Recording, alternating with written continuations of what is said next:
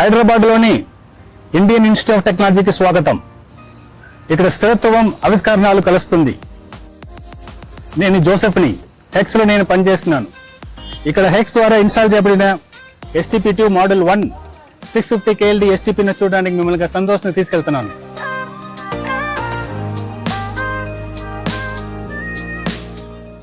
STP treatment ప్రయాణం ఇక్కడ నుండి స్టార్ట్ అవుతుంది. ఇది కలెక్షన్ ట్యాంక్.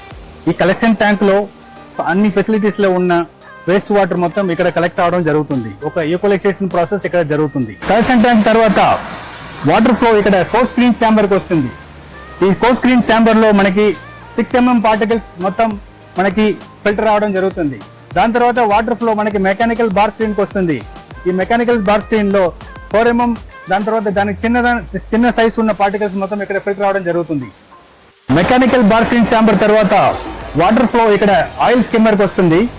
ఈ ఆయిల్ స్కిమ్మర్ లో నీళ్ళ పైన తెలుగుతున్న ఆయిల్ అండ్ గ్రీస్ పార్టికల్స్ ని మొత్తం రిమూవ్ చేయడం జరుగుతుంది. ఇక్కడ ఇది రిమూవ్ చేసిన తర్వాత వాటర్ ఫ్లో నెక్స్ట్ ప్రాసెస్ కి తయారవుతుంది.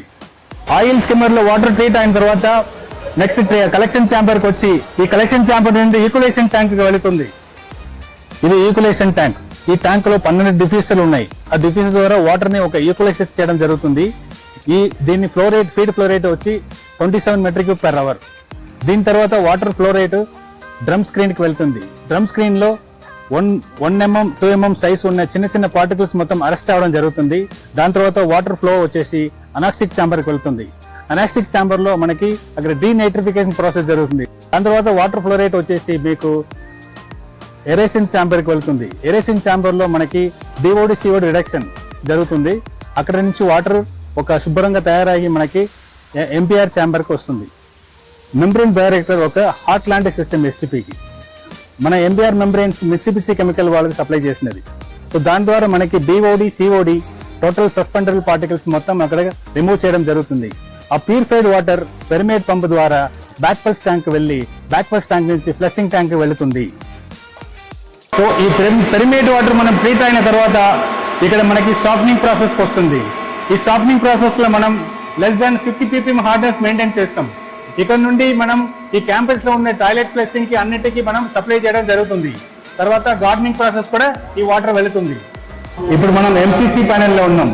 ఈ MCC ప్యానెల్ లో మనకి ఒక సెంట్రలైజ్డ్ కంట్రోల్ జరుగుతుంది. ఈ సిస్టమ్ లో ఉన్న మొత్తం పంప్స్, బ్లోయర్స్ మొత్తం ఇక్కడ కంట్రోల్ చేయడం జరుగుతుంది. దీంట్లో ఆటో మోడ్, మాన్యువల్ మోడ్ 2 మోడ్లు మనం నడపవచ్చు.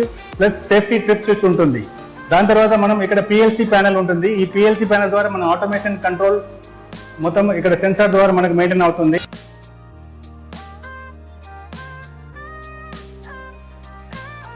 ఈ IIT క్యాంపస్ లో ఒక సస్టైనబుల్ సొల్యూషన్ తీసుకొచ్చేసి ఈ మొత్తం క్యాంపస్ ని ఒక గ్రీనర్ క్యాంపస్ చేసడానికి మేము హెక్స్ ద్వారా చాలా గర్వంగా ఉన్నాం.